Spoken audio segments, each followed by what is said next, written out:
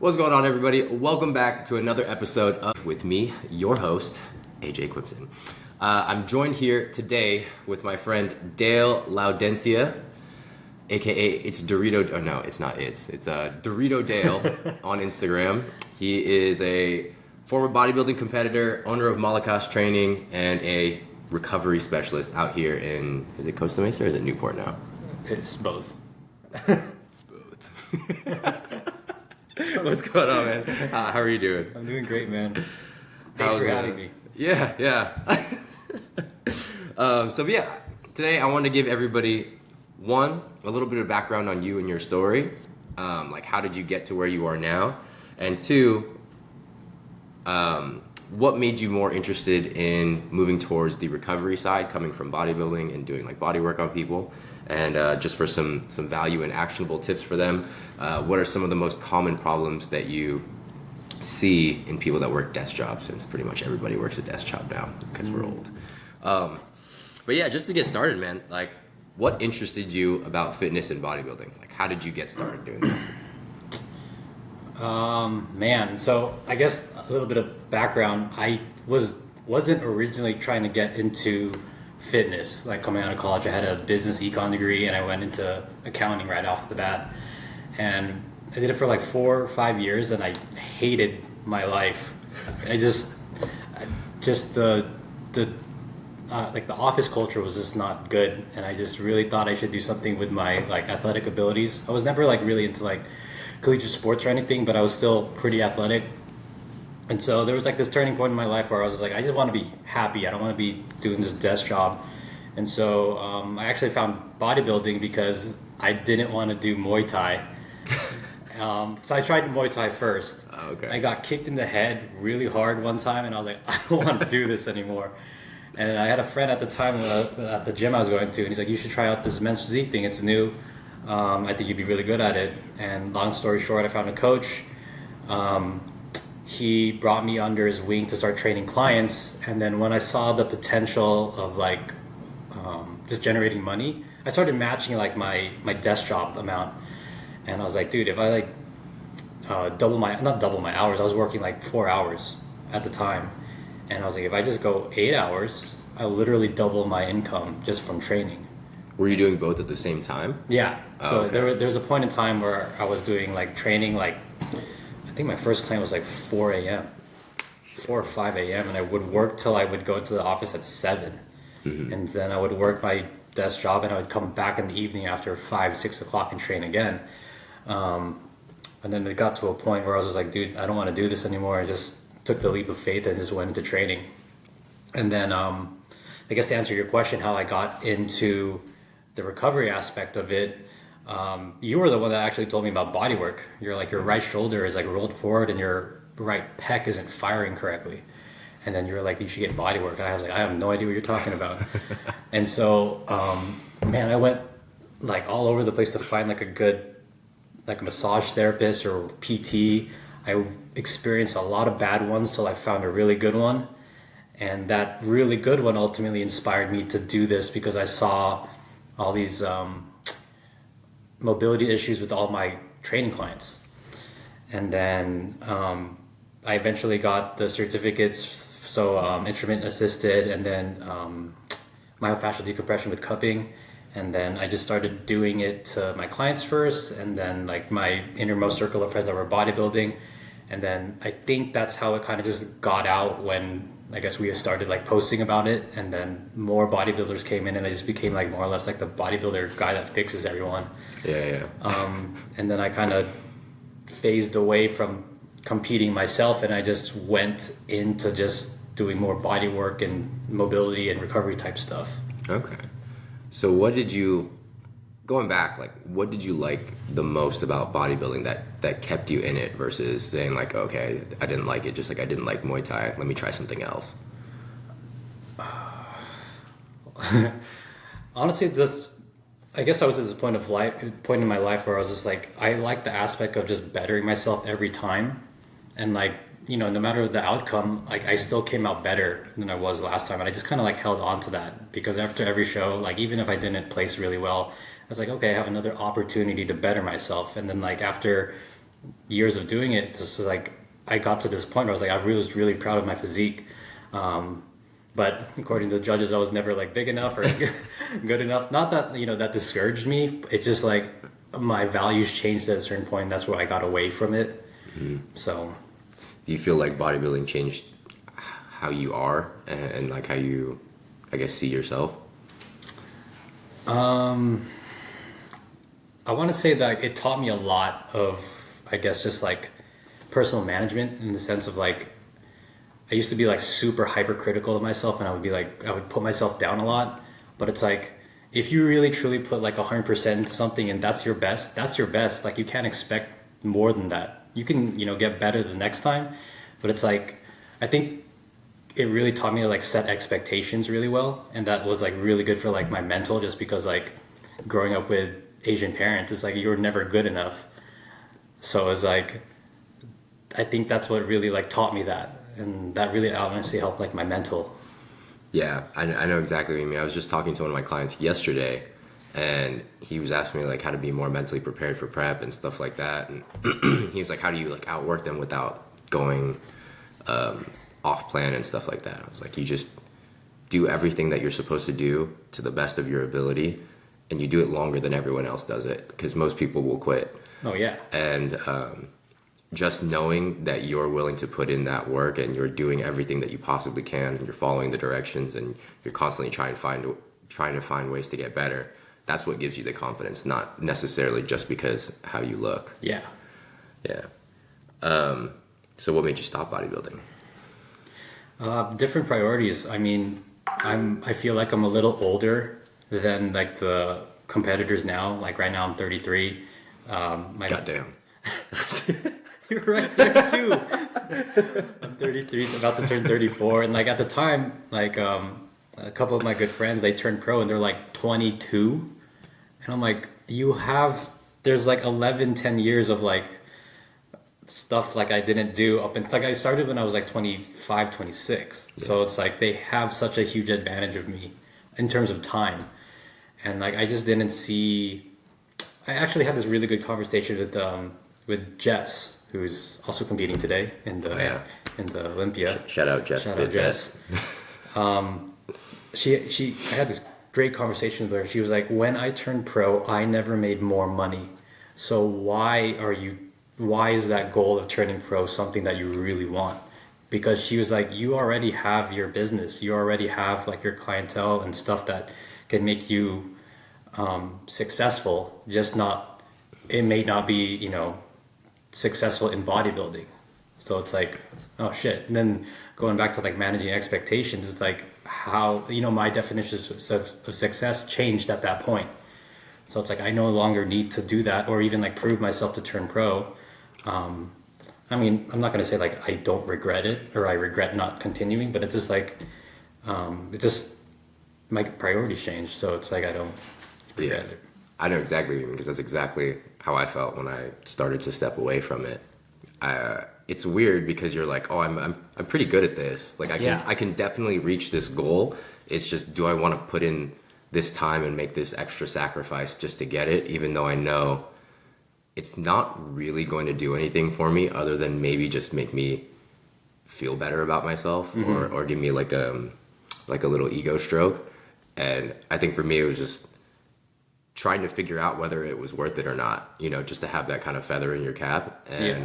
But at the same time, it's like, it is a huge strain on like your relationships. Oh yeah. And as you get older, it matters more, especially relationships. When you get married or just the more times that you compete, like the more times you compete, especially with your significant other around, and they see you and they're like, you kind of suck when you're on prep. And oh you're God. Like, I hear that so many times. Bro. Yeah. Oh man. Yeah.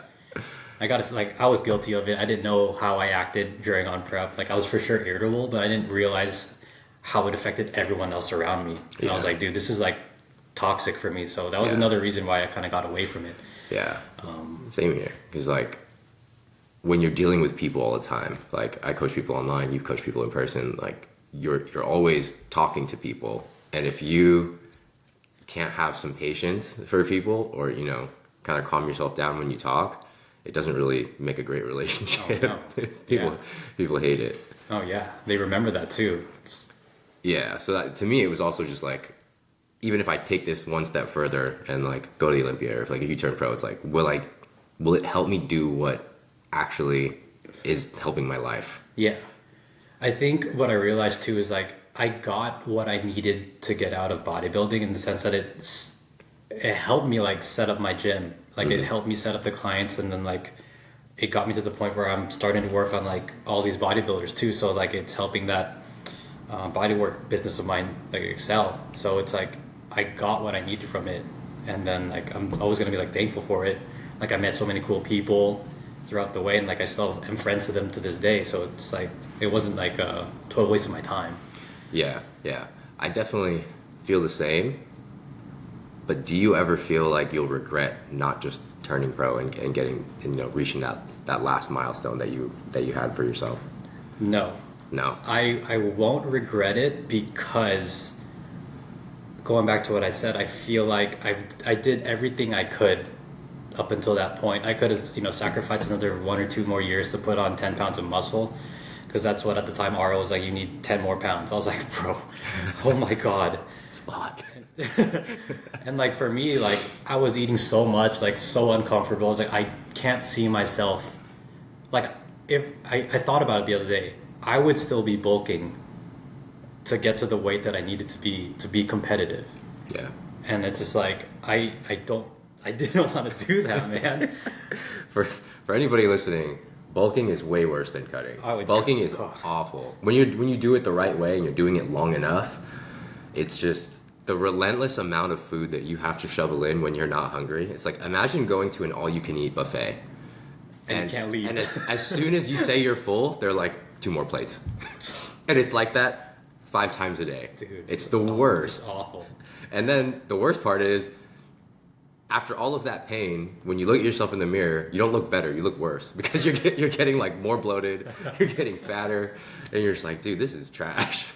Like, the only good thing is that you're strong as shit.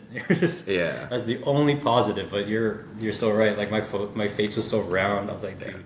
Looking back on pictures, I'm like, dude, why didn't anyone tell me? Like, it's so bad. Do you ever look in the mirror and miss the way that you used to like look and everything? Not even that. I think I just missed the strength, because it was just like so cool. Just like, oh my god, like everything is so light. Yeah. Like for example, like I remember like my warm up for like incline dumbbell was like 80 and 100. It was just like easy 15, and like now it's just like, oh my god, I feel so mortal. Just because I don't eat that much anymore. Like I'll eat like 4 meals, like maybe a third of the macros I used to eat. So it's just like I don't have like that output anymore. Yeah. But I'm definitely a lot more happier because I can enjoy food again. Yeah. Like I'm not eating a sleeve of bagels every day. Yeah. It's funny because you have all these options to eat the food, and you probably don't even care for most of them anymore. Oh, you see me at the gym though. I'm like eating like meal preps type stuff. I've never seen anybody microwave avocado, but there's these some things I just haven't unlearned yet. Like Yeah. I'm like still stuck on it. yeah, I've been thinking a lot about it lately, and I think I've realized that I appreciate going through that, because I know like I have this supreme confidence that at any moment I can turn that on if I want to. Oh yeah. And so when I maybe like not as lean as before or something like that, it's like I know that I can bring it back if I really want to, but is that like my main priority? Is myself and being ultra shredded my main priority? Like, it's not that important. I'm still making my way down there because I'm just like, I can't be fat. But yeah, it's cool to know that you have just this supreme control over your impulses. Oh yeah. Especially food, because that was like, I don't know about you growing up, but I was eating. I was eating a lot. I got this funny story. Like my mom, when I was a kid, caught me like eating spoonsful of butter. I was like, bro. You eat just butter? It was just straight butter and like it was like the, what is that country brand? Oh, the margarine? Yeah, bro.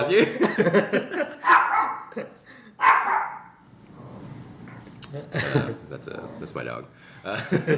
That's gross. Apparently, I used to grab tomatoes and just eat it like apples. Bell peppers. Dude, see, Bell peppers. all right. When I used to go to New Jersey to visit my sister every summer. Okay. So I go to summer camp, and I remember I don't know if you've ever been to the East Coast in the summer, but it's hot, it's humid. So I'm there, and I'm at summer camp, and this kid pulls out like this Ziploc bag, and I'm listening to him eat it, and you just hear the crunch of the bell pepper. And I was like, I don't want to ask him for some. I don't really know him like that, but dude, why does that sound so good? Like, he's just crunching this bell pepper. It just sounds so crisp and delicious. And then I had my sister, I was like, that night, I was like, can we go to the grocery store? I want to get some bell peppers. And we got it, and I bit into it, and I was like, it's okay. I gotta ask you this question. What is the weirdest thing you've done on prep to like get food down?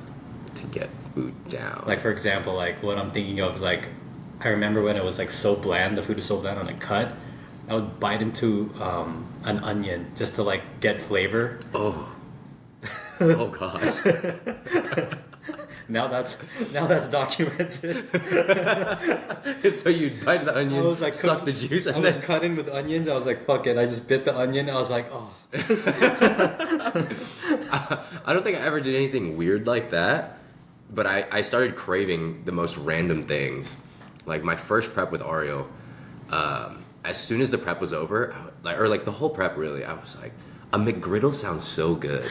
Like just a McGriddle. I was like, oh, like the little bun pancake thing, and it's a breakfast sandwiches. I love breakfast sandwiches. The weirdest thing was that I had never had a McGriddle before. Just the idea sounded so good to me. While I was prepping, I was like, dude, that sounds amazing. I got it, underwhelming, but it's still good. So like, I craved that.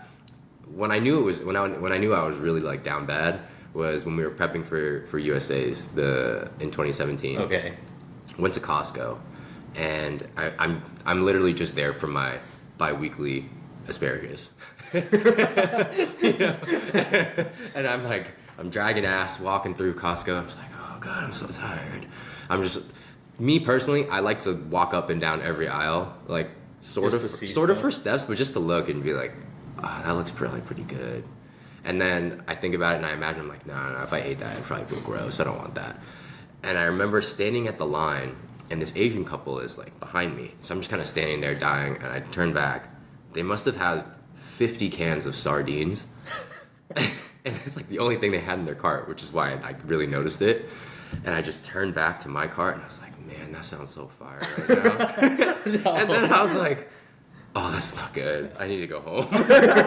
Because I don't think I like sardines either. But at the time, I was like, I'll take anything. I'll take anything. Probably the only weird thing that I probably ever did to get the food down was just, especially when I'm eating like oatmeal, if you let it get too warm or let it get too cold and it's just like that brick. Oh yeah. I would put the biggest spoonful I could in my mouth, chew it a couple times, and then put water in my mouth and swallow it like it was a pill. Oh shit! Because I was just like, I can't. Chewing this I'm not gonna get it down. Which, in hindsight, probably made the bloating worse because it doesn't get digested when you break it up in your mouth, and there's like saliva breaking it down, so it's like making me more bloated. It's slow digesting. Yeah, so not great. All right, so you're not really too worried about not bodybuilding anymore. You're pretty much past that point in your life. Yeah. Okay. So then, what inspired you to want to start a gym? Like, of all the avenues that you could have taken from being a bodybuilder and being kind of in the fitness world, why did you choose a gym? Why did I choose to open up a gym? Mm-hmm. Honestly, it was like almost necessity. Because that first bodybuilding coach I spoke to you about, I'm not going to speak poorly on anyone, but like we parted ways, and I had the opportunity to open up a gym, and the timing like really worked out. There was like this location that I saw that would have been perfect for a gym, and I was really butting heads with the guy. I was like, dude, like it's to the point where it's like my retention as a trainer was being sacrificed. So it's impacting your ability to give service? Yeah. Okay. And so I was like, this is not good. Like he's literally gonna like take my clients all away. Not literally, but like the retention was just not there. And like they were gonna leave because you were getting worse. Yeah. And so I was like, you know what? I have this opportunity. Let's try it. you know, it was like one of those like fuck it mentalities. Like fuck it, I'm just gonna do this because like I'm not gonna go back to accounting. That's for damn sure. Yeah. And so that's what happened. I was building out the gym, and then in the interim, I went to another gym because I just had to get away from him. And then that process was crazy because that's when COVID started. Yeah. Like right when I opened, like literally like 2 months later, they shut everything down. Yeah. So that was also. Yeah, we're gonna get to that. But backtracking a little bit, I posted this on my story. Is a question like, so everything basically lined up perfectly for you to just say like, okay, I'm just gonna go do this gym thing, right? So do you believe in fate, or do you believe in coincidences, or like, you know, destiny and stuff like that? Fate. You believe in destiny and fate, and Like stuff everything like to that? me like will happen for a reason, but like you have to put yourself in a position to be that fortunate, if that makes sense. Like you Yeah. can't just like sit there and like, oh, where's that lottery ticket? You can't just be doing that. Like you have to take active steps to like go towards your goal. So, yeah. Yeah, that's man. The quote is like, luck is when preparation meets opportunity. Yeah. Like that's like one of the craziest quotes, and I was like, yeah, because people all the time they're like waiting for something to be handed to them, but it's like there's probably a lot of times where the opportunity was there, but you weren't ready for it because you were just sitting Yeah. there bullshitting. Dude, that's like one of the things that kind of like weighs on me all the time is like I want to be ready for every opportunity that comes. I'll tell another, if we have time later, I'll tell another story of like when I purchased a house. Like that opportunity came out of nowhere. Yeah, And I was so happy that I had, you know, the funds to like put that down payment right then and there because that deal was so crazy. And so you don't want to miss those opportunities. So you just have to be ready. yeah. Would you consider yourself like a big risk taker? It's very calculated. Like I'm not going to be throwing money like randomly at stuff hoping that like, you know, it's going to give me some crazy return. I'm going to do my research first. But at the same time, I feel like my thing is I oversimplify things in my head, so sometimes it backfires. So if like I'm trying to, just for example, like we were talking about earlier, like I was trying to run an ad, but it's like I can't just throw money at this and expect return. I want to know why it's going to work and how it's going to work before I do it. Yeah. Yeah. Okay, so not kind of a big risk taker, but like basically you'll do things that you have faith in. Yeah. Okay. Do you think it was easier for you to open the gym because it was like a all or nothing type of thing? Like you didn't give yourself any other option? Yes. Do you think you would have still opened it if everything was okay with that guy at your previous gym and like things were going kind of smoothly? Man, that's a good question. Actually, I feel like no. I feel like I would eventually at a point just wanted more. Because it was always in the back of my head because I saw like, not to like toot my own horn, how good I was at training. And I was like, that's like the natural progression. Like if you're really good at this, like might as well just have my own business with it. Why would I be selling my time to this guy who's making a way bigger cut than I am? So it's like, I think even if we were good, I would have still done it. But I also think like if we were good, I feel like I would be in a different spot in the sense that like I might not have tried as hard. Yeah, because your back's not against the wall. Yeah. Yeah, that's funny, and it's also kind of fun because we were talking about that one book, the E Myth. Yeah. And it's like people always think, oh, I'm really good at this thing, I should open my own business. Like the example in the book was like a plumber. Like the guy's he's a great plumber, and then he's like, well, I should just have the plumbing business. But I know. not everybody likes the business part, which I think people just don't understand. It's like, yeah, you get more opportunity at the expense of more stress and like way more risk. Because you know when you work for someone else, you're getting a paycheck. Legally they have to pay you. Yeah. But when you're the business, it's all on you to create something out of nothing. Yeah. And if you don't have a lot of direction, it's kind of hard to know where to go. Yeah. Like, did you find that you enjoy the business aspect, or is that something that you struggle with? I definitely struggled with it. And it was dude, when I was listening to the audiobook of E-Myth, it was like telling my story. And as I listened to it, I was like, what the hell? This is fucking crazy. And so, one, thank you for recommending that book to me. But I definitely, the learning curve was so steep, and then like the weight of all the new responsibility of like, if I don't close this client to pay rent, I'm gonna go under within like a year. Yeah. And I think there's some crazy statistic that says like over 60 something percent of businesses fail with the first week, and then first year. Yeah. And then it gets higher after every other year. Yeah. And so I was like, yeah, it was very stressful, and especially during COVID. Yeah. Oh my God. Yeah, it's such a weird thing, especially when you're trying to like bring on clients. You can't have the needy energy, even though you need it. Which makes it hard because it's just an immediate turnoff. Like you can tell when someone's like, I need you right now. I need you, and then you're like, why? Then your natural reaction as a human is like, why do you need this? Like if you're that good, you wouldn't need me. Yeah. But sometimes you're just in a tough situation. It's like learning all of those different skills that it takes to run a business is way more than people think. As opposed to just like, I'm good at this thing, people will come to me because I'm good. Yeah. You know what I mean? It's so different. I think that's the reason why people with their own businesses, they are, in my experiences, the most supportive of other business people, because they know like, they already know like the mental stress that you're going through, like all the stuff you have to figure out. Yeah. So, yeah. Yeah. I mean, I was listening to some podcasts yesterday, and they're basically talking about how, people are always like, oh, your haters are never doing better than you. But it really is true, and it's like it continues to level up every time you do it. Like every time you do something more, there's less and less people that will support you because you're suddenly starting to do better than them. Mm-hmm. But the people that open the business, that know exactly where you're at, they're like, oh, yeah. They can see it in your face that you're like stressed, or like you're trying to learn something. And it's funny that when I was a kid, like you kind of think you know everything, and then as you get older, you really realize that wisdom comes from experience, and that's like kind of like the most beneficial gift that you can have, because there's things that those people with experience can see that you have no idea is like right in front of your face, and it's probably such an easy change that you just don't know what to do, but it could change like your whole life. Yeah. I think when you're going through stuff like that, it's like you have such like blinders on, and like the people with experience can like point stuff out to you that you've never even like thought about. Yeah. Yeah, it's like they call it like the ignorance tax.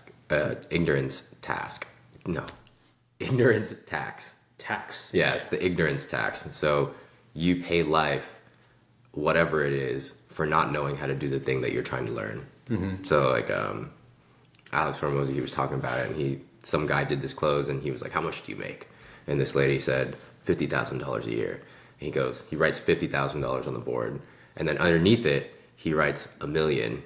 And so he like subtracted it, he put like 950,000, and he was like, you pay life $950,000 every year for not knowing how to make $1 million.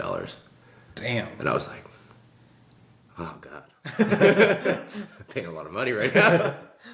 Yeah, I just thought it was crazy. Like it's funny because you get so overwhelmed because you've never dealt with it, especially even like with bodybuilding. When that first prep, you're like, what am I going to feel like? How long is this going to take? What am I going to look like? What's it going to be like when I'm on stage? And then it's easy for you, once you've done it a time or two or three, to see it in other people that are doing their first show. And like you're able to like be like, hey, just like calm down here, relax a little bit here, pump up your chest right before you go on stage, Yeah. And it's just like having that experience calms people down. Yeah. Dude, there's so many like things I learned from bodybuilding that translates to like my life now, stuff like that. It's like, yeah, it's so corny to say that, like, I learned all these skills from bodybuilding, but you kind of do, Yeah. It's just like this real mastery over your mental aspect. Just because bodybuilding is the day-to-day is so boring and monotonous that you just have to have like this crazy control over what you're doing, or else you're not going to be very good. Yeah. So tell me, what was it like trying to survive COVID with the gym? Honestly, the biggest thing that really helped me is I had this big savings. This is like a tip for everyone trying to open up like a storefront or anything, you need to have at least 8 months of rent saved up. So when you're doing like your calculations, like if this is my, lease, you need to have 8 times that going into the first year. And like, thank God I had that, because like for sure I was like negative for like months. And then once like it got to the point where they finally closed all the public gyms, that's when the demand for like private gyms, like going into speakeasy mode, like spiked. And so you were there with You me. didn't do that. You didn't do that. It was all legit. Boarded up the walls and everything, made it look closed. But there was like half a self-made was in there. Yeah. Like, so they were helping me like pay rent, and it just like, that helped a lot in terms of like, until to the point where I could like reopen and start like marketing that I was like open. Yeah. Because like I couldn't market that I was open. Yeah. There were some darker hush days. It was like the gym had like a normal storefront, and then it was like a garage back, and then the heat in there sometimes was just so hot, so we'd leave the garage part open, and sometimes the cops would be strolling around. The cops came twice, and then that he was like some code enforcement agent. That was the guy who gave me the ticket. He's like, close your gym down, here's your ticket. I was like, bitch. I remember that. Yeah. And then a week later I just went back. I'm like, bro, I need to make money. What are you talking about? Yeah, man, it's crazy. I think especially just for gym owners, like there's almost nothing that you could do because you have this storefront but nobody could be there. Yeah. And you can't move things online, really. The other thing I just remembered, there's a lot of people that came to me, they're like, oh, you should have applied for this like PPE loan?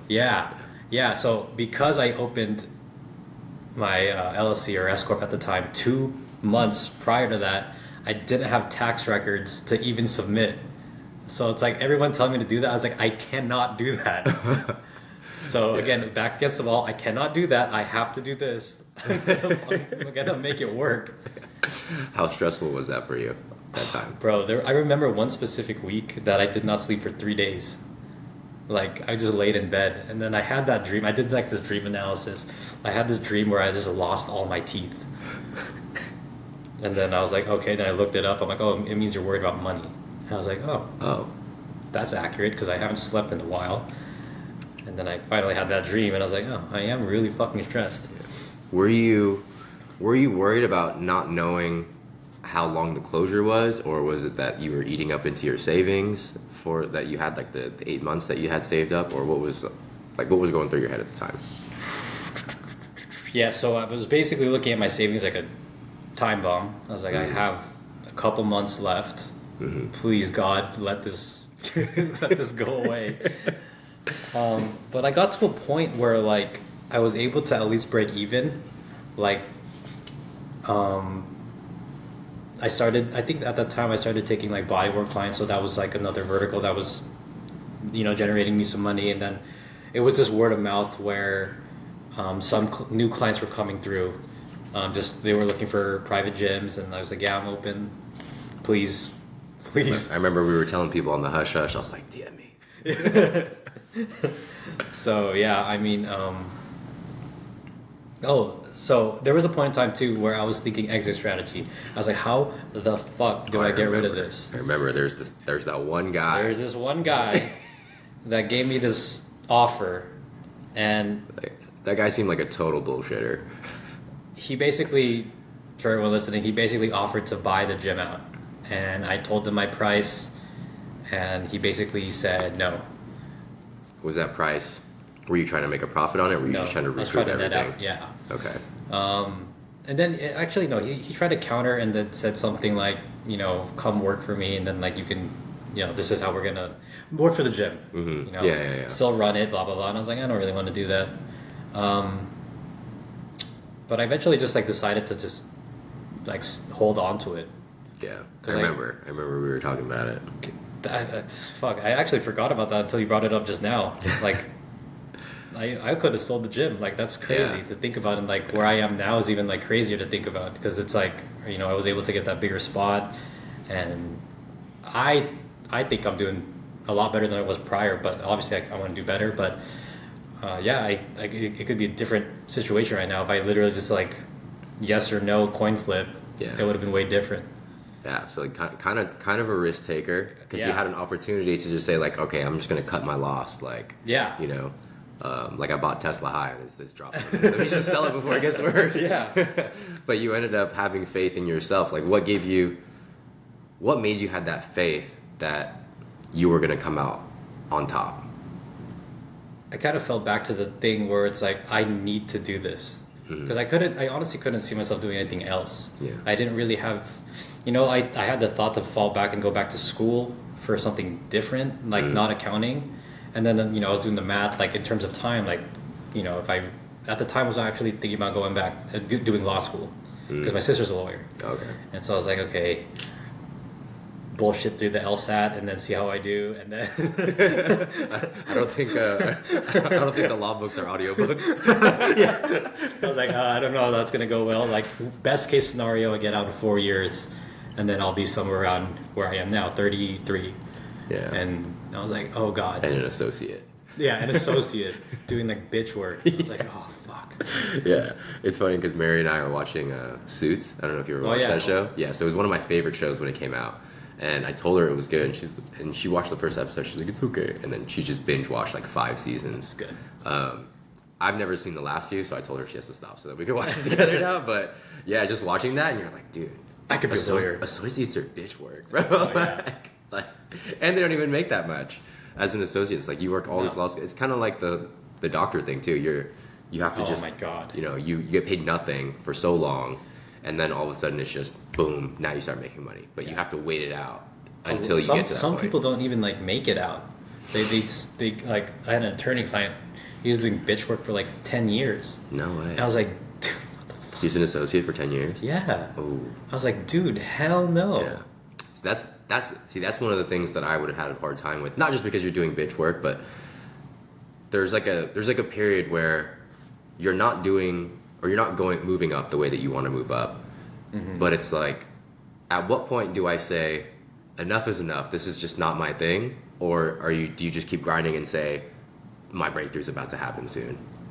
You know what I mean? God, that's got to be calculated in my opinion. Like you can't just like run yourself into the ground hoping that it's going to change. Yeah. Well, you just see it in so many aspects of life. Like the easiest example is like people that think they're going to the NFL. They're like, you know what I mean? They're like sorry guys, not everybody's going to the league. No. And it's tough because these guys work their whole life for it, and it's like you either get it or you don't. There's not like I'm like there's no G League. No. I mean, there's like the XFL, but you don't get paid for that really. So it's just like, at what point do you say, maybe my potential is not there, versus saying like, oh no, like I just got to get like a little bit better, and then I'll make a partner, or I'll go to the league, or I'll turn pro. You know what I mean? I feel like it's hard to know when you're gonna do what, and I think it comes down to like whether or not you're a risk taker and you believe in yourself, like. Well, that's what I kind of identified with that client. He's one of my oldest clients, like when I first started training. And when he told me that he was still kind of like in this associate level position, I was like, why don't you try to like, are you putting yourself out there? Do you want more? He's like, no, I'm pretty good here. And I was like, oh, so you're content where you're at, like you're an attorney and you're not a partner, but like you're going to be stuck in this ADU for the rest of your life. And if you're good with that, that's cool. Like, but for me, like, I have this expectation of myself that I want to do more. Yeah. Yeah, it's interesting. I mean, and I'm totally for, if you just like to live a comfortable life and like no risk, and you're just like, I want to go to the bar on the weekends like normal people do, like, I think that's awesome. Like, if that's like your dream and you're living it, like, that's pretty cool. But then like, don't bitch at me or bitch at your friends. Like, that's where, Yeah, because then people will say like, oh, but then this person makes more. It's like, you're not trying. People actually, they do more. You know what I mean? And there's like this thing that I've just been thinking about for a long time, and it's just people are always kind of fighting other people or hating on other people for having a certain level of success. Mm-hmm. And they're like, oh, you're privileged, you were given this, you're that, and it's like, well, one, life is not fair the way you start out. You know, like your own story is your own story, and you have to, you know, take whatever comes. Yeah. But two, lost my train of thought.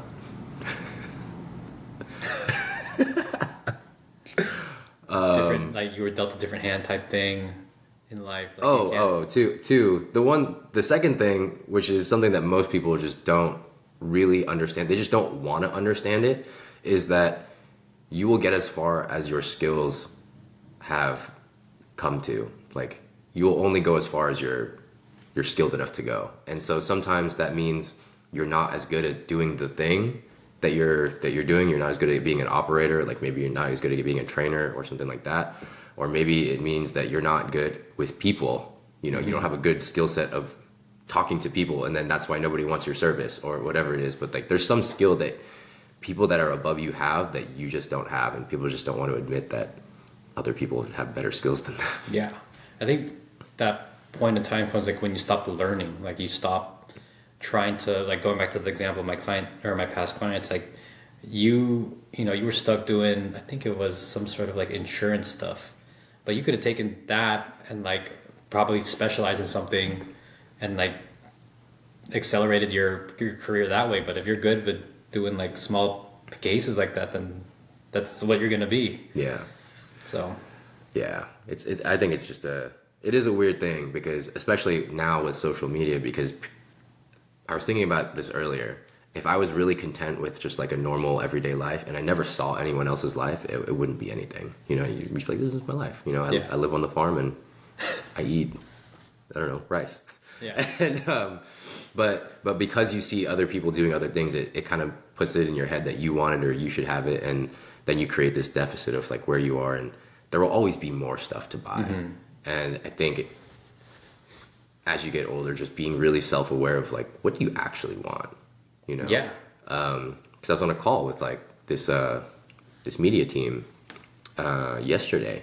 She was like, what do you want? You know, what's your goal? I was like, honestly, I'm pretty good with where I'm at now, but the only reason I want to grow is because I like to know that I'm getting better, and just to be able to impact more people's lives is like a goal for me. Mm-hmm. You know, like if I didn't make any more money or didn't do anything else different, like I think I'd be totally fine just living like this for the rest of my life, as long as I knew that I was giving my best. Yeah. You know what I mean? Yeah. Yeah. Had that same question asked me like recently too, and I was like, I'm good with the amount of money I'm making. Like, I just want to improve what I'm doing now to be like a lot more efficient, stuff like that. Yeah. Yeah. Actually, what I told her and what I tell a lot of people is, I think that the reason that most people get depressed, or, okay, I'm going to rephrase that. The reason that people are more kind of sad and don't have anything to look forward to as they get older is because they literally stop having goals and nothing that's actually attainable in the coming future. Yeah. So it's especially true for like athletes. You know, when you're young, you always have the next game, the next season, the next something to like work towards. But as you get older, you know, the amount of people that play like real sports after college drops off significantly.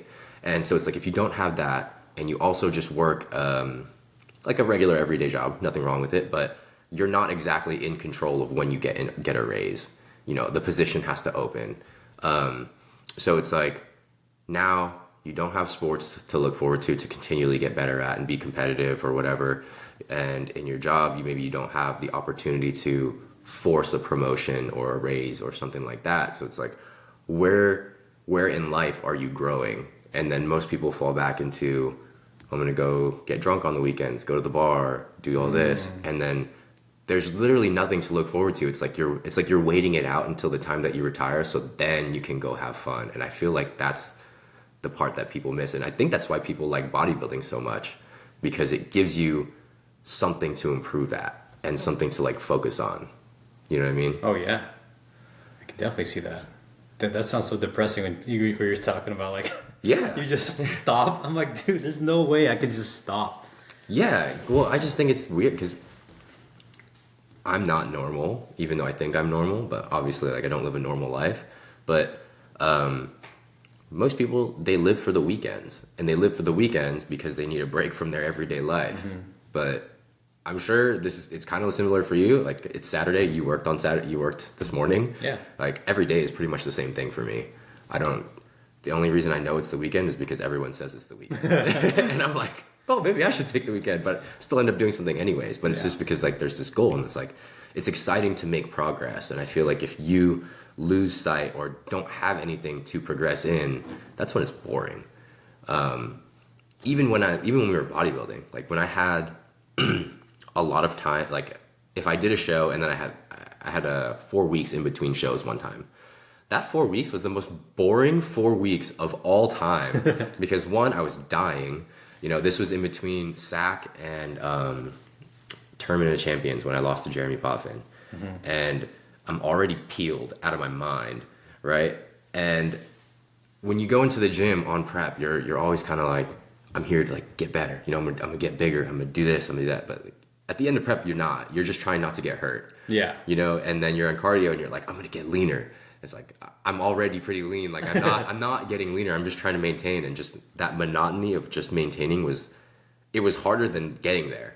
Yeah. Because I was just like, I'm just here existing until this happens. And I'm like, damn, dude. I feel like that's why a lot of people just get kind of bummed out later on in life. Huh. I'm trying to think of ways. This is, like, off, later, but, how to tell people to, like, keep growing. There's got to be a way to just, yeah. I think people don't have hobbies anymore. Nothing that's productive anyways. I mean, like, going to the bar is not, I guess it's the hobby, but it's like, you're not getting better at going to the bar. Yeah. Better to me would be being able to drink less, so then it's cheaper for you. But yeah, I mean, I don't know. There's not, other than, like, athletics or work, it's kind of like, where is something that you can just work on continually improving all the time? Unless you have kids and maybe you want to improve being a parent or something. Yeah. Yeah. That's where I'm at. We'll get into that later too. But are you pretty happy that you ended up sticking with the gym? Oh yeah. It's just like it's funny how I think about it, bro. Like, that point in time, like, when you're playing a video game, it's like checkpoint saved. Yeah. That's that checkpoint saved, and I always, like, look back to it to, like, think about where my life could have been or what it would have happened if I went the other way, and I'm just, like, way happier, like, the way it turned out now. Like, I don't even care the other possibility. It's like I'm very content and happy where I am now.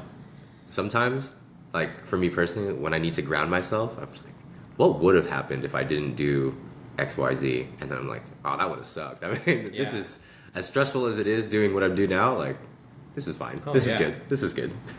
Yeah. So going back to why you do body work, like, why do you think you took so much of an interest in it, other than the fact that, like, it was a thing that you could do to, like, generate more money? I found out that I really like helping people, and I think one of my bodywork clients told me, she was like, I don't know what to call her, but she basically was like, oh, you're a healer type. I don't even know what she was referencing. Crystals. Crystals. Stars. Mercury's in your microwave. But I was like, okay, that's cool. And then she kind of, like, started describing what a healer was for this whatever thing, and I was like, that's oddly specific to me. And I honestly, like, nerd out on that, on, like, the body's way, how everything connects. Like, you might be feeling pain in your neck. It's like, oh, the issue is actually your chest. It's like, people don't think like that, and I, like, it's almost like a puzzle to me when I get a client and I have to do this, like, postural analysis to see, like, you could tell me, like, oh, my elbow hurts, and then I'll work on your trap, and you would have never thought of that the pain is coming from elsewhere. And so it's like, to me, it's like a puzzle. I like solving puzzles like that, and then it helps people. And the other thing too is it keeps me around all the bodybuilders. So I'm able to share my experiences with them, like those new guys, like, oh my god, like, I'm not shredded enough, like, what happened? And I'm like, who's your coach? And then I could either direct them to a better coach, or like, hey, stop cheating. Like, it's usually it's the latter. Usually it's the latter. But it's like, I'm able to share my experiences with those athletes too, and I think it gives me more value of the stuff I did prior with bodybuilding. So it's like I really value now my experience with bodybuilding, and I can share it to other athletes too. And so you feel like you can help people like in two different ways during a session, and it keeps that bodybuilding part of you alive. A little bit, yeah. But I definitely don't miss like the guys that come in peak week. They're like, oh, my cardio's like 90 minutes. I'm like, that fucking sucks, bro. Yeah, I trained with Jason last night, and he was like, hey, bro, we did legs, and he's like, I got 30 minutes of cardio. I was like, ooh. I guess I'll do it with you. And I was like, this is the longest I've been on a Stairmaster in a long time. I can't even tell you the last time I was on a Stairmaster. Oh. What a friend, though. 30 minutes of cardio. Yeah, I was like, I don't miss this. Yeah. But also, it was kind of like I'm not gonna bitch out on your workout, right? It's funny. I always tell people, if we work out and we're close to the same, if you're anywhere other than above me, I will never tell you that you've beaten me in a workout. I'll go until I die. and then I'll go home and cry. I've said that so many times, like, yeah, it's not bad. And then you go home and you're like, my legs, dude, oh my God. Dale, I can't sleep. Dude, that was the worst. That was probably one of the worst things that ever happened. What was it? You said you did chest? And then your neck? I don't remember what I trained, but I think because I sit at a desk all day and the way that I tensed up my neck or whatever, and just my recovery has just not been as good in my older age. It was just like really tense, and like, you know when you get like restless legs at night, it was like that, but it was in my neck. And so when I sleep, I end up going like this, and it was just like no matter how I like laid my head on the pillow, it felt like it was just like it needed to move, and it was like cramping or something, like about to cramp. And so all night I just kept tossing and turning. I laid on the floor. I put my pillows on the floor. I ended up on this little ottoman at the foot of our bed in the fetal position. And then Mary saw me. She was like, "Are you okay?" I was like, "It's the only place I can be right now. Just leave." And it was so bad, dude. 2 a.m, I was on Yelp, Googling all of the closest bodywork people. And I was like, are they good? Because if I need this fixed, like, today. It was like I was going crazy because I couldn't sleep, and I wanted to sleep so bad, but like my neck hurt. It was just, bodywork people can really impact your life or the lack thereof. Is this something that you think that you're gonna do, like you're keep moving with it as like kind of your main thing? Because I noticed that even when you train people, you do a lot more corrective exercise and stuff like that now. So this is something I was talking to my business coach about, because immediate future, I want to get away from like the hands-on training and then keep the bodywork mobility recovery stuff. Do you enjoy it more? It's not that I enjoy it more. I do, but like at the same time, I feel like I can't let it go easier than I can training, in the sense that like I've looked to hire people to take it over. The person that I hired was awful. And so I was like, okay, back to the drawing board. Yeah. And I was like, okay, how would I just do this now, offload or get away from the training, and then I could still like add that service to like keep my other clients like interested and stuff like that. But anyways, the long-term goal would be like everything is self-sufficient. There's systems in place where I can just concentrate on like marketing and stuff like that. And then I'm able to teach like what I know to other up and coming coaches and stuff like that, because I feel like trainers now, I feel like you really need something outstanding, like a skill set to set yourself apart from all the other private trainers. Just because like if you're not knowledgeable with like nutrition and some sort of like corrective exercise thing, like you're not gonna do well. Like if you're like stuck on like powerlifting and you can only like teach someone how to deadlift, that's cool. You can be the deadlift guy, but it's like that's just one thing. As I'm just speaking like as a personal trainer, like trying to like get out of it or trying to just build their clientele. I feel like you need to know more than just like how to perfectly squat. Yeah, there's a lot of people that say they know how to coach people that can perfectly squat or like do all this other stuff, but not as many actually know how to do it. Just to like touch on that subject, like there was this person's like, oh, I hired a deadlifting coach, came and saw me, and I'm like, your ankle mobility isn't good enough for you to even be in that stance. He said, "What's ankle mobility?" I was like, what? I was like, this wasn't addressed. Like, what is going on here? And so, what exactly is he coaching you on? Yeah, but that's like another thing. But like, I just feel like there's a lot of people that claim that they're experts in something, and not that I'm like the best expert over there, but like I can probably point out some mobility things that you probably are deficient in that you never even thought about. Yeah. So 100%. Yeah. I think it's funny because I feel like the people that are most qualified to say that they're an expert typically don't like to say that they're experts. Dude, yes. The people that do call themselves experts are usually trash. Yeah. Like a very common example, like just super easy to see is Joe Bennett. He's his Instagram is hypertrophy coach. He's one of the best trainers for that aspect, and he, as far as I know, he doesn't call himself an expert. He just says he's pretty good and experienced. But he will talk circles around you.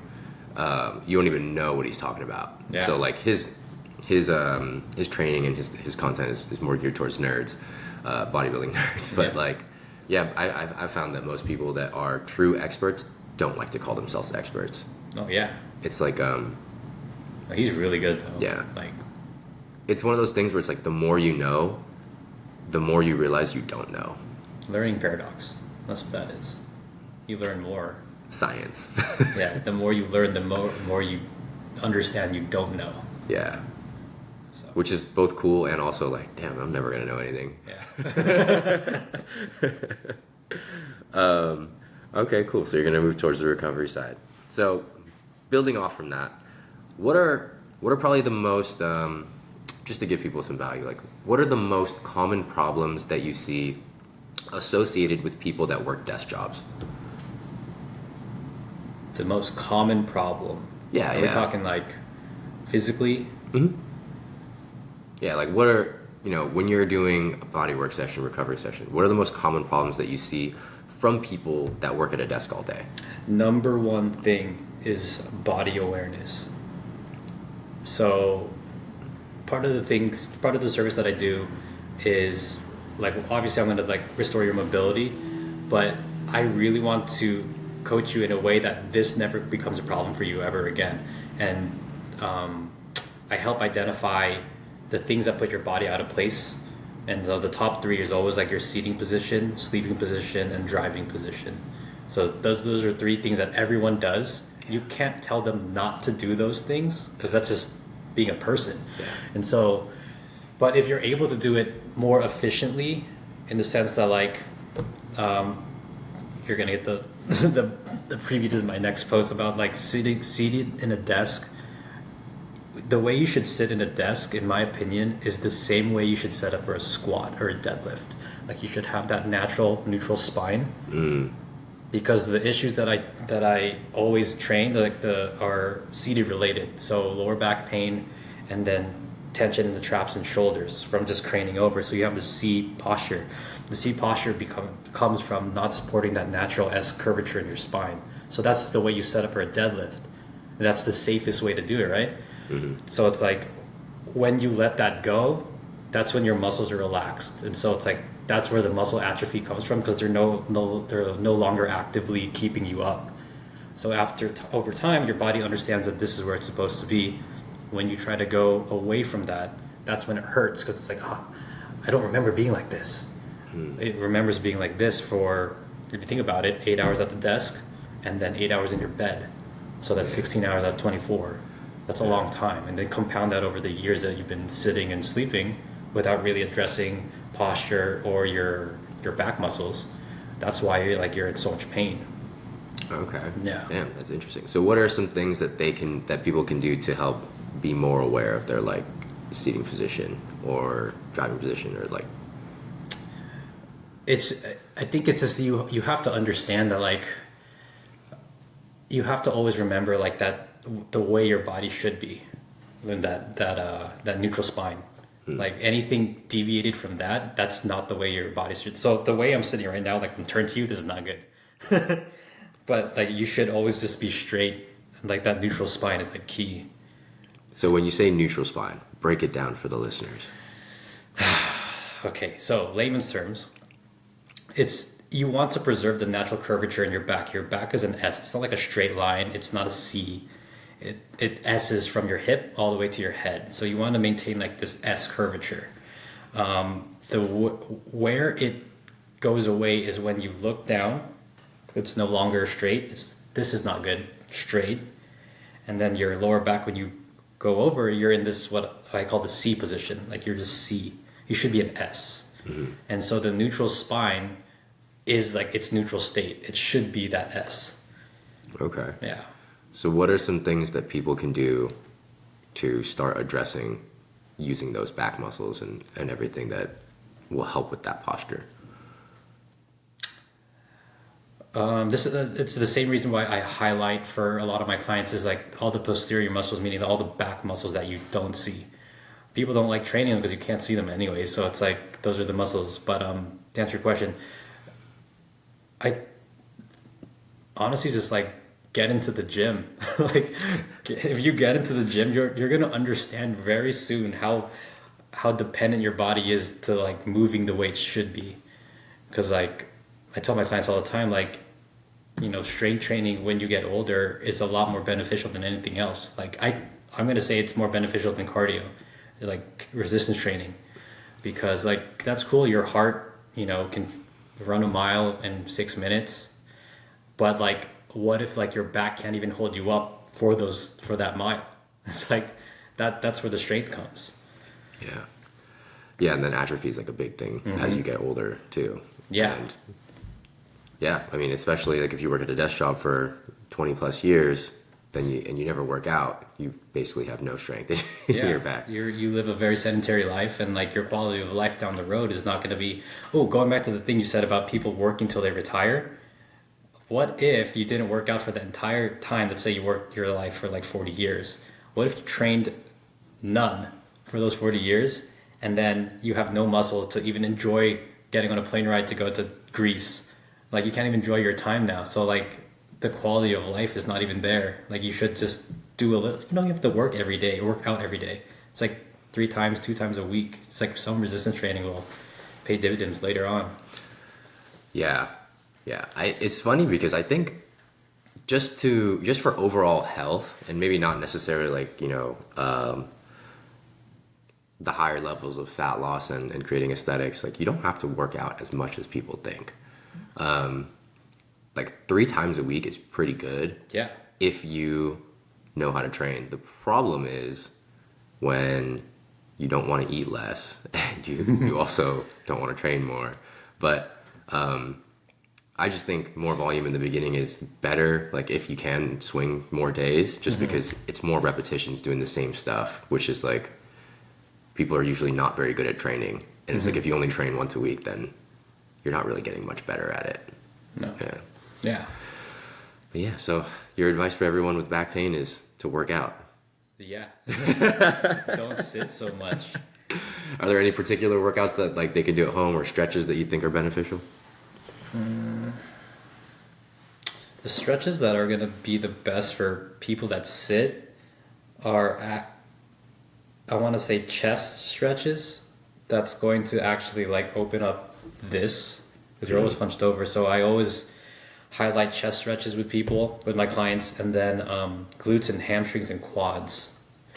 So you got to understand when your knees are bent, your legs are in a stretched and lengthened position for a long time. And if it understands that, so let me think about this. So if your hamstrings seated are shortened,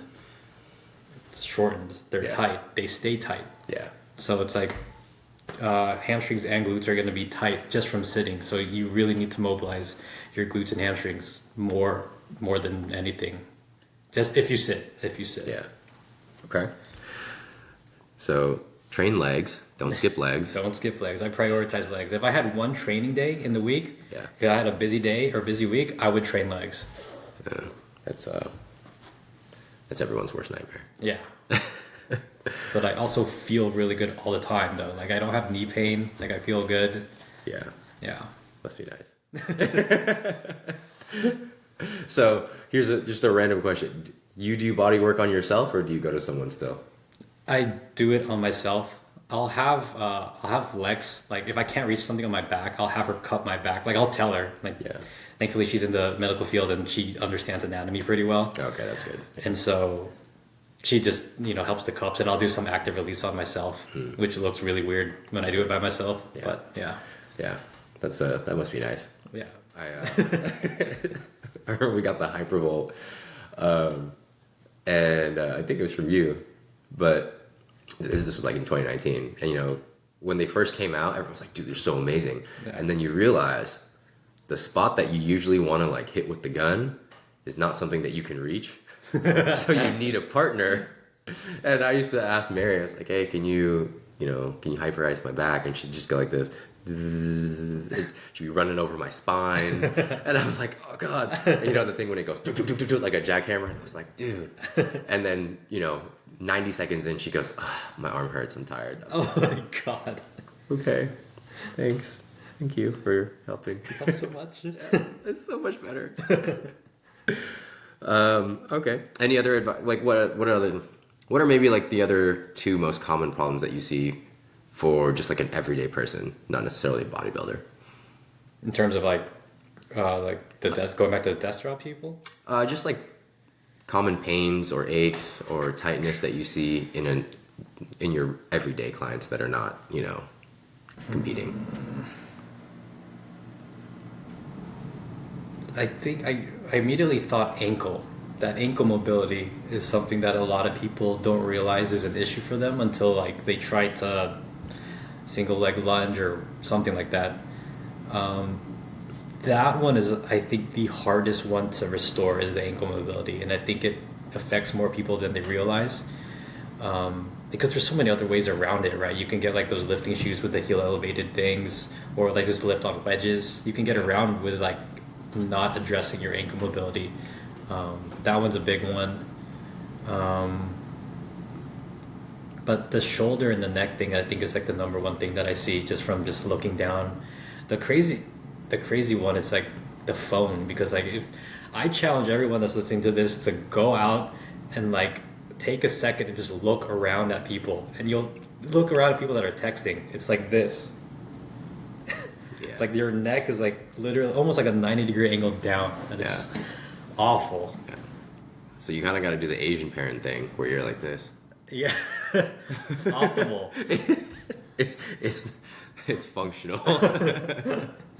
Okay, so stop looking at your phone so much, and well, it's not even that. It's just like do this. Yeah, or like have it in a better position than down on your waist. Yeah. And then try not to look down so much. Yeah, with your head. Yeah. Or you could buy that. We had it at the gym for a little bit. That iron neck thing. Did you ever try that? Oh, I've seen it. Yeah. I forgot who had it at the gym. Chris had it. Yeah. And he's like, you want to try it? I was like, no. It makes you look really silly, but like I tried it. I was like, oh wow. Oh, I know it works. I was like, yo, this is actually training these muscles that like people need, but no one wants to hook. Yeah. It basically looks like a spaceship that you put on your head, and it's just like here. It's like half of a Hannibal mask, and you're turning your head back and forth. I know you mean. There was Chris actually showed me some exercises to do to like with a Bosu ball on the wall. It like replicates the resistance that you need. Oh, okay. Yeah, so you still look equally stupid holding up a Bosu ball with your head on the wall. But it's like, how else are you gonna, add resistance to your neck? Yeah. He was telling me like the old school wrestling thing where someone's behind you and then they force your head down with the forearm. He's like, that's not good for your neck. I was like, I believe it. I used to do that. Okay, cool. So those are some pretty common problems then. Oh wait, I want to say all those muscles that are like super or like really common, so the neck, the legs, those are all the most undertrained muscles. So it's like a tight muscle, it's a weak muscle. So if that muscle stays weak, it's gonna stay tight. And so no one trains their neck. I don't even train my neck. Like I'll chin tuck every now and then, but like it's like on the toilet sometimes. Like I'm doing nothing else. He's dancing in the toilet. Yeah, right. But it's like it's just an undertrained muscle. Slowly going back to the legs. Like no one likes training legs. Yeah. There's a lot of problems with the legs. Yeah. Yeah, it's funny, well, because it's like, it's also the same thing with your hip flexors, because Yes. no one ever trains them, and you're always sitting like this, and then you realize you're just arching your lower back all day because you have tight hip flexors because they're weak. Which is why it's like, I think body work is interesting because it is that kind of puzzle. I mean, there's very common things that you'll see. There's some things that are way more intricate that are like harder cases, but in general, it's like, it's kind of cool when you describe what someone's feeling and you're like, I bet your lower back hurts and your hip flexors are tight, and it feels like when you get into a lunge, it feels like your hip's gonna tear, and they're like, yeah, and you're like, is your lower back hurt all the time? Like, yeah, it does. Yeah. And I was like, so strengthen your hip flexors and it will help fix your posture, and then your back won't hurt. And they're like, it's not my back? It's like, no, your body's just in a weird position all the time, and then it's like the antagonist. It's so hard for them to like conceptualize that too. Yeah. It's like, work on my back. I'm like, no, I'm gonna fix it. I'm gonna fix everything right now. The weirdest part, it's especially like the chest. Like guys, if you bench every day, this is probably you. But when you train chest, obviously like your chest, it brings it closer to the middle of your body, right? And then all of a sudden you get this hunchback thing, and then people get that pain like in the rhomboid area, lower traps, because your back's always stretched out. And it's like, imagine being stretched, pause, for the entire day. Like, of course, like, it doesn't want to be in that like lengthened, weaker position all the time. Yeah. But it's such a weird concept. Like, hey, my back hurts. Let me work on your chest. The first time when someone says that to you, you're like, you don't know anything. Oh, dude, idiot. Every new body, I'm gonna call out a lot of people right now. Every new bodybuilder, I'm talking like mostly the guys. Girls are a lot more, I guess, accepting of like what I'm gonna do in terms of body work. Most of the guys come in, they're like, oh, my lats are tight. And I was like, it's probably not your lats, probably your rotator cuff, chest, and front delt. And then I, bring in through some mobility tests, and they fail all 4 of them. So I'm like, okay, so you feel your lats being, like, you can't open up your lat spread. Yeah. It's because your chest can't allow your chest to your lats to expand because they're stuck like this. So how can you expand your shoulders out when you're stuck like this? Yeah. And it's like, oh, that makes sense. So I'm going to work on your chest, and it's going to help your lat spread. Yeah, it's funny. In that aspect, guys are harder to work with. Dude, yes. Because of the ego aspect. And it's like that whole expert thing. Like, when you first start out, especially the people that are just getting in shape for the first time, they're like, oh, I did it. I know it all now. And then you're like, you don't know anything. Let me tell you. Yeah.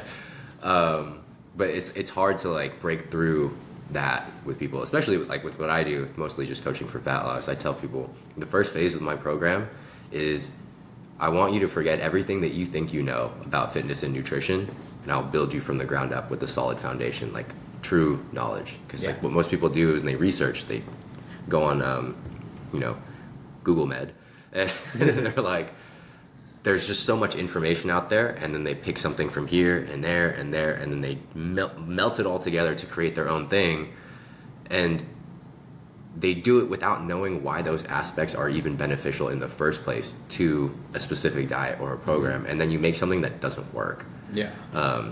Or like, for recovery or whatever, it might be like someone has shoulder pain, but they don't have shoulder pain for the same reason that you have it, and then they're doing something and they're like, this is dumb, this doesn't even work.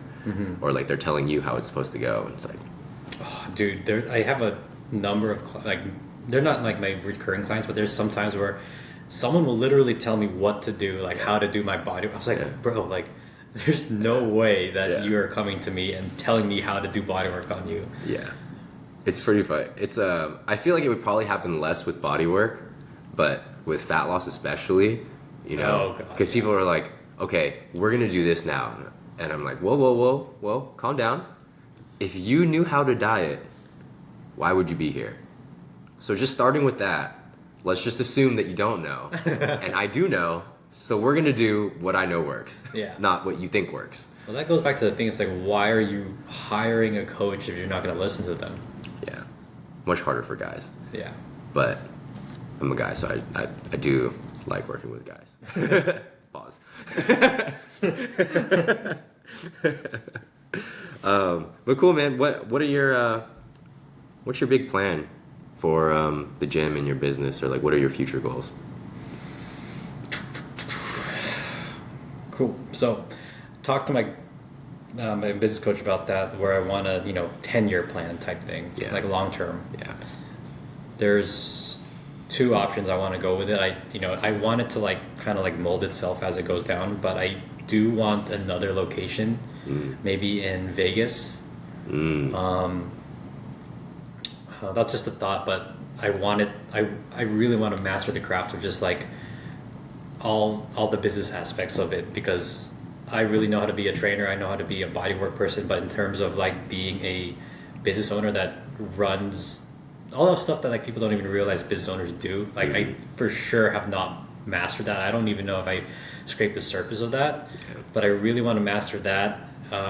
Make my gym now self-sufficient, and then have the opportunity to open one or another two, or even doing like another business venture. But in terms of the gym, I would I want the second location long term, or get it to a point where it's like I really highlight the recovery aspect of it, and my brand becomes known for that, and I sell to a physical therapist that's trying to open up their own practice. So you want to like franchise out the system so that a physical therapist can just walk in and start their own thing with the knowledge of being an operator. Yes. Because not to say that I'm at the level of a physical therapist, like at a doctor level degree. Those guys for sure have like way more schooling on me, but that would be the easiest way. That type of person will have the more immediate knowledge to do what I do in terms of like the recovery stuff. And if that physical therapist is willing to if they want to go that route of owning their own practice, they essentially have to do exactly what I have been doing. And so that would be another way. That would be like option 2. If I wanted to like step away from it, like I made my money, AJ, I'm gonna go chill on some Philippines island and just do nothing for the rest of my life. Like that was definitely a thought, but yeah. Yeah, it's interesting. This one guy, Alex Hormozy, he's basically is like, we don't necessarily want to not work. We want to have the option to not work. Yeah. Because once the pressure is, once you know that you don't have to, you're like, oh, I'm just doing this because I want to, because I enjoy growing the business or being better at something or whatever. But I don't know that I could, as of right now, I don't see how I could just retire and not do anything. Like, what the hell would I do all day? It'd be so boring. Yeah. It would go back to like what we were talking about earlier. Like, I'd have no goal anymore, other than spend a bunch of money, which is like, you still have to be smart with money unless you're balling. Cool, man. Those are some pretty cool goals. Pretty big news in your life. You're a dad now. Yes. Your son's like 3 weeks old. 3 weeks old. Yeah, brand new dad. Fresh baby. Fresh. Still smells like the hospital. Yeah. Have you even given him a bath yet? Yes, he hates it. Just a little hoe bath. Yeah, he hates it, bro. Holy shit.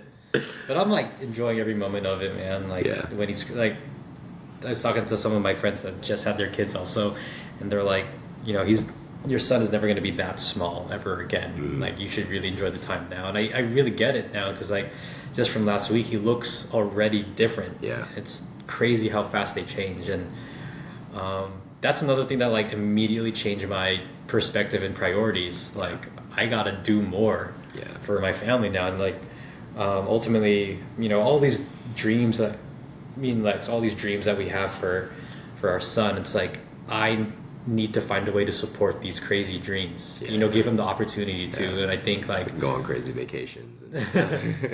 Well, it's just like, what if he gets into something like really some elite sport that's like expensive as shit to fund. I'm like, I want him to at least have the opportunity, because like Lex, she was playing soccer at a high level, and it was like a money thing. She never got to go to the to continue past where she could have been like, she said she would have been playing like with Alex Morgan. I was like, holy crap, you must have been really good. And so, yeah, she was like on the Olympic development program. Oh, like, okay. I was like, I don't know who. No. No shade. I don't know who Alex Morgan is. She's like on the women's national team. Oh, okay, cool. But yeah, so I just don't want, I would hate for my son to have like, to be that the reason why he couldn't like try out for the football team or whatever it may be. Like, Okay. I would pretty much do anything. Like, I would pick up a second job just for him to like, I don't know, pay for whatever, cleats, you know? Okay. Yeah. That's a perfect segue to my next question. So I'm sure you've already thought about it.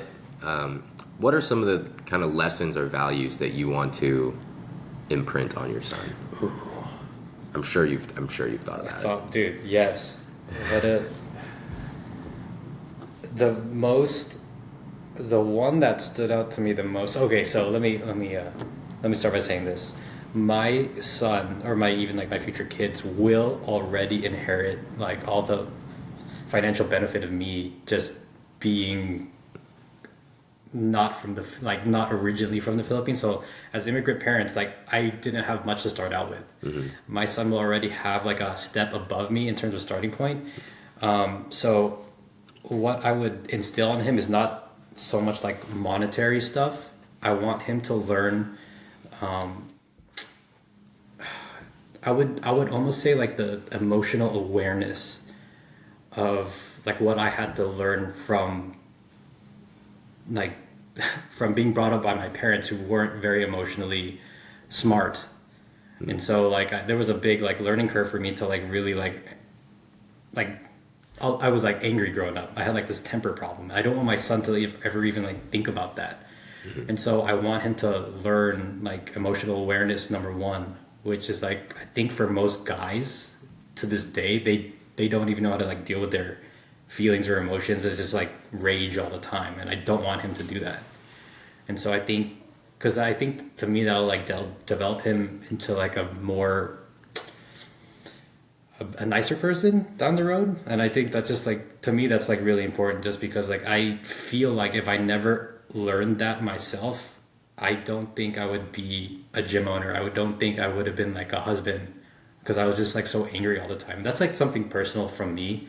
I don't even think I've ever told you before, but like, I don't want my son to do that. I don't want my future kids to not be able to like emotionally like figure things out, if that makes sense.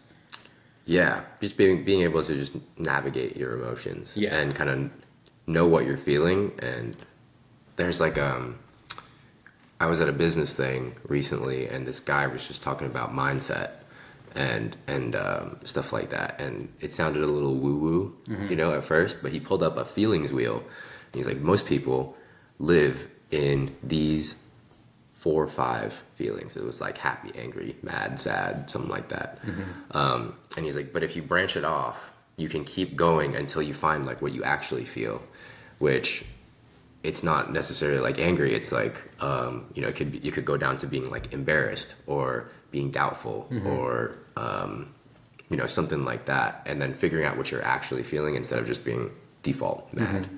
Yeah. There's this quote that like really like, it's always in the back of my head. If they can make you mad, they can control you. And that's something that like, again, growing up mad all the time, it's like, once I understood how to like control that anger, I felt, I guess, more in control of like the pathway I wanted to take my life. And when I had that like epiphany, I was like, oh yeah, like I don't want my son to really deal with that. Like I hope he never does. Yeah. But then I thought, I'm like, maybe he has to go through that to learn it. It's one of those things that you have to learn by doing, but that's just, I digress. No, I mean, that's obviously, I don't have kids yet, but that's something that I think about all the time, because, people always say you had to go through or grow through what you went through to be able to be where you are now, whatever the saying is. So it's like, if you didn't go through those things, you wouldn't be where you are now. But some of those things are the same things that you want to save your kid from, but then you're also kind of in this place like, well, how do I make them learn the lesson without having to do or go through the same thing, mm-hmm. because it might not hit as hard, A crude example would be like, you maybe like someone gets bullied, they're like, I learned that they're not nice people. There's bullies out there. Yeah. Versus, you just saying like, hey, not everyone's going to be nice. That that may or may not land for that kid until someone actually does it, and then they're like, oh, well, you know. So it's like, how do you kind of differentiate what is something that you should withhold from them or like save them from, and what do you still need to give them a taste of so that they can, you know, be better? Yeah. I think the one that I see the most in terms of like new parents is like, not new parents, sorry, like the one they let their kids like, oh, just fuck it up and you'll learn, is like relationships. So many times I've heard like, even like parents like, oh, I hate that boyfriend or girlfriend. It's like, but he has to just learn. It's like, oh my God. Go get your heart broken, bro. Yeah. It's so funny because like when it happens to you when you're young, and then eventually they'll tell you like, I didn't even like them, and you're like, why didn't you tell me? Yes. Why did you tell me? My mom told me that one time. She's like, I never liked that girl. I was like, it's been 2 years. Would have been good to know. Yeah. Is there anything else that you feel like you really wanted, like something that was really impactful for you learning wise that you want to instill with them? Or maybe it's like a skill or something like that. When you first said skill, like call me old fashioned, I already thought to teach my kid like basic maintenance stuff.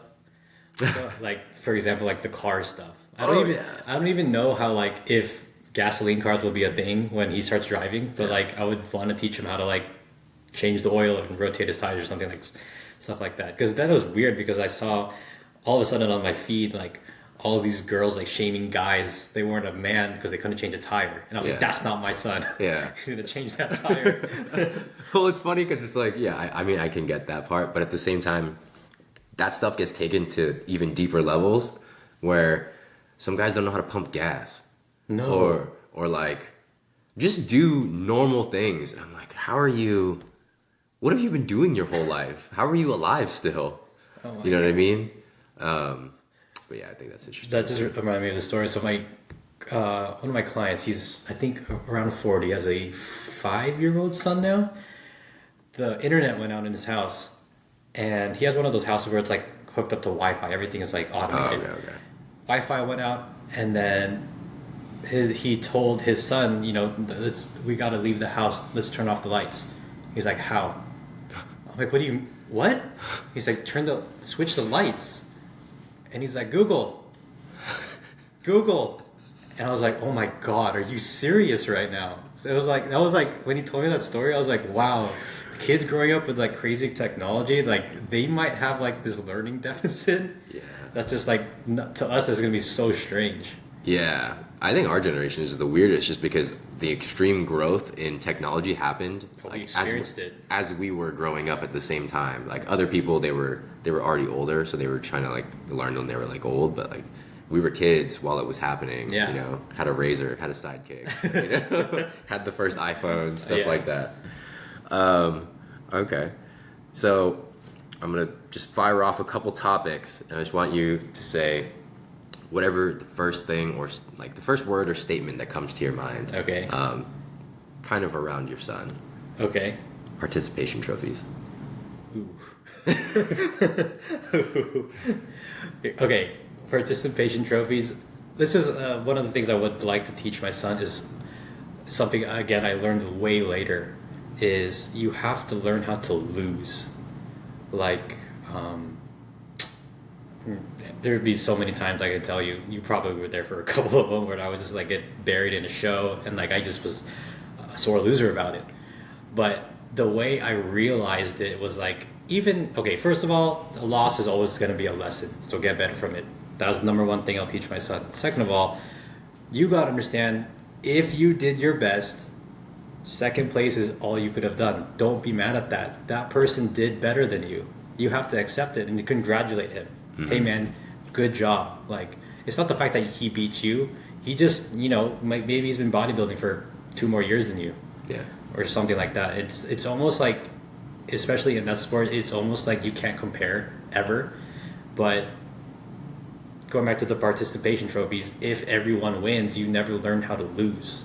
So it's like, I don't want my son to grow up not knowing what it is to lose, because like ultimately that losing will like force you to be better every time. Yeah. So you have to learn how to lose. So that's why I'm not in favor for participation trophies. Yeah. It's kind of like the whole thought of like, I don't know if I'm using this word right, but like the duality of like winning and losing. There's no winning if there's no losing. Yes, yeah. You know, or there's no good or if there's no bad. Yeah. I think it's interesting because I got participation trophies when I was growing up, but maybe it's just my competitive nature, but I was like, this is a stupid trophy, you know? Like, I obviously didn't do what we lost the game, so what is this trophy even? But I don't know, I guess people think that participation trophies are awesome now. No. Not me. Victim mentality. Ooh, no. No, you gotta unlearn that quick. Like, victim mentality, I personally think comes from not taking responsibility for yourself. And that's something again, like I would like my son to learn, you know, don't always blame everyone else for your shortcomings. Like, you know, going back to like the bodybuilding thing, like did I cheat on a diet? Maybe I skipped cardio. It's like, what if you didn't and then you would have won? Yeah. Just take responsibility for your action. You can't just blame he politics, blah blah blah, or whatever it is. Like, you can't just Standard. Yeah, you can't just blame other people. Like, you have to take accountability. Okay. All right. Do you think competitiveness is something that you are born with, or do you learn it? Whoa. Never thought about that one in depth. Gut reaction. I think it can be taught, because the reason why I say that is because I've experienced very entitled kids, meaning like if you grew up with a boatload of money all the time and you know you ask mommy and daddy like, can I get this, can I get that, and you never learn to like want to be better because it's just given to you all the time. And so for me, because I grew up with not a lot, I've always wanted to like do more, and I think that's where my competitive originated, just because it's like I had a friend growing up and he had all the cool toys. I was like, dude, how the fuck do you get all these Legos, man? And so, you know, I'd go to his house and like play with him, whatever, but it kind of like showed me like there's more. But then like I never blamed my parents for not giving me more. It's just more this like, if I be better, then I could probably get more. Yeah. Is the thought process that I learned. Just being in control of whether you get it or not. Yeah. Okay. Yeah. All right. Who is your childhood hero or inspiration? Growing up? Yeah. Who is your childhood hero or inspiration when you were growing up? Man, I don't even know. But I'll say this, now that I'm older, now that I'm in the place where I am, like, you know, I just started a family, I finally understand who my parents are. And so, I'm not to be cheesy, but like my parents, now I understand how much they did for me to set me up to where I am now. Like, I would say they were my heroes. But like, definitely growing up, I fucking hated them because everything was like so overbearing. Like, their way of teaching was just not good. But it's like one of those things, it's like, oh, I understand now as an adult, like, why you did this. Yeah. And I'm not going to hate you for it, but damn, there's a lot better ways to do what you did. Yeah. Now you get the intention, but the method's still probably maybe not your thing. Yeah. Okay. I mean, I don't know if you were asking for like a sports person. I don't know. Literally anybody. Anybody? Anybody who you thought like inspired you or was your hero. Yeah, I would. The answer now would be my parents, just because what they did for my sister and for me to get me to this point. I'm like, holy shit! Like, you know, I took a risk starting the gym, but they left everything from their home country to come here. Holy shit! Like, there's no parachute for that. Yeah. So that's, to me, like, even crazier. Okay. Yeah. All right. What are your thoughts on tough love? I feel like I would be that parent that does tough love. He just talked about. I know. Tough love, though. Oh my god, so ironic, right? I think within reason, Yeah. I'm not going to congratulate my kid for everything, oh my God, you like walked. I'll be like, there's actually this, it made me think about this thing. I was watching Lex's nieces, and then Lex's niece, Penelope is her name. She's like, Uncle Dale, like, look at this backstroke or something. She tried to like swim across the pool, like we're talking like 4 feet, and she does something, and to me it looks really lame. And then Lex was like, oh my God, good job. And I was like, what was that? And then Lex got mad at me because she's like, you have to be more supportive than that. I'm like, that was weak. Like, I don't even know what that was. It's harsh. Yeah, it's a weird thing because you want to be like, oh, like that was okay. You don't want to praise them for everything, but at the same time, if you never praise them, like Asian parents do, you're like, you're never good enough. It's like a weird fine line. I think there's a study that says positive reinforcement is a better teacher than negative reinforcement. Yeah. For more than the obvious reason, but I would think that I would be a more positive reinforcement parent more than my parents were to me, for sure. Yeah. Okay. All right. You think you'll like spank your kid? Ooh. I'm not against it. If he's like yelling at church or something, I'll take him outside and like, hey man, like don't do that. Yeah. But that's actually, Lex and I talk about that. The kid will always like copy what the parents do. Yeah.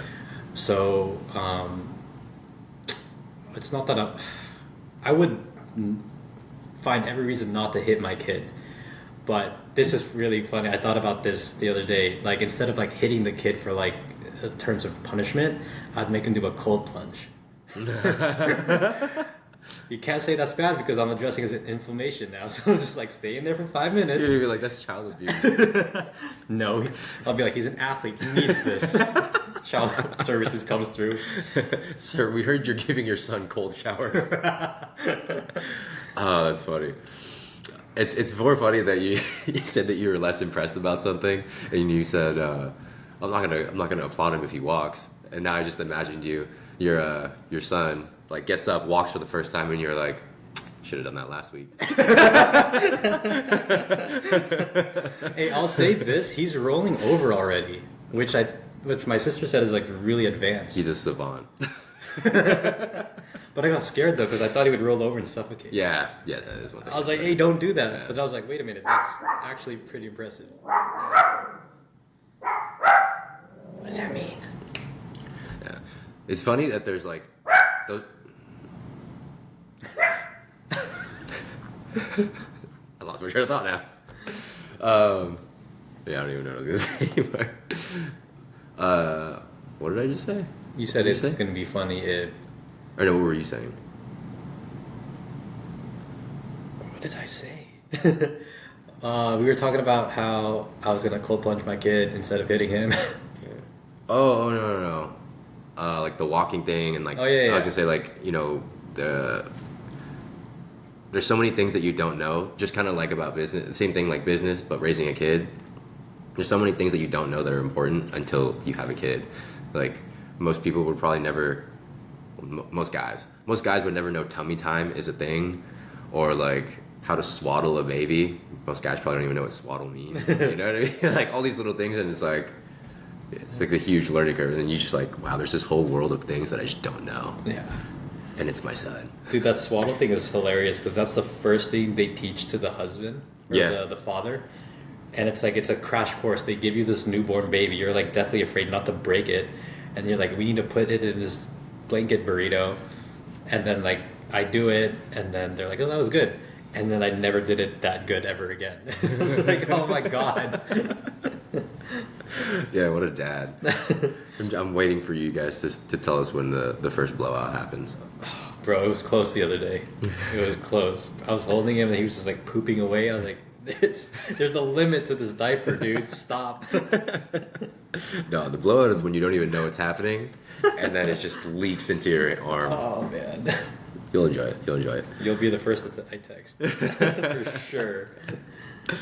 Well, cool, man. I appreciate you coming on here. and giving us a little bit of a rundown on you and fitness and recovery and stuff like that. Is there anything that you want to leave everyone with? Anything either about yourself or about yourself? Yeah. With myself? Yeah, sure. Anything that you think is important. I just want to say, like, the last thing is prioritize your happiness. Obviously, if your happiness is something destructive, don't do that, but prioritize your happiness. It's something that so many people can't do in their life, is just simply be happy.